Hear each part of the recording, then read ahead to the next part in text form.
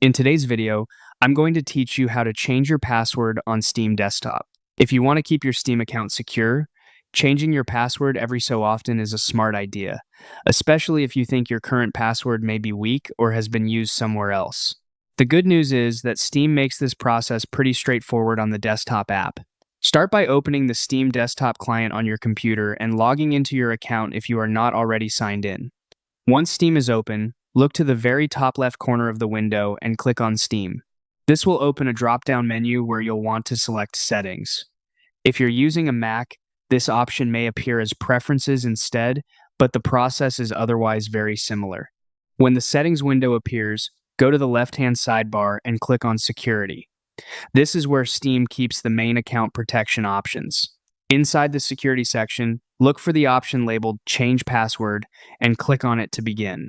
At this point, Steam will need to verify that it's really you before allowing any changes. A verification code will be sent either to your registered email address or through the Steam mobile app, depending on your security setup. Enter that code into the box provided and continue.